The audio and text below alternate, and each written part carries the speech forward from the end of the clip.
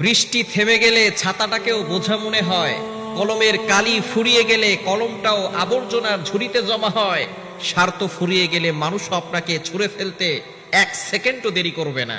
সুতরাং মানুষের ভালোবাসার পিছনে না ছুটে আল্লাহকে সন্তুষ্ট করেন, আল্লাহকে ভালোবাসেন।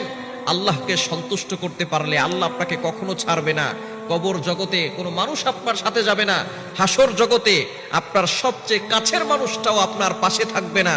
সুতরাং ওই কবর জগৎ, হাসর জগতে যদি আপনি ভালো থাকতে চান, দুনিয়াতে আল্লাহর সাথে সম্পর্ক তৈরি করেন। আল্লাহর সাথে সম্পর্ক থাকলে আল্লাহ আপনার সাথে দুনিয়াতেও থাকবেন, কবর জগতেও থাকবেন, হাসর জগতেও থাকবেন, জান্নাত পর্যন্ত আপনাকে পৌঁছে দিয়ে আল্লাহর সাথে দিদার করতে পারবেন।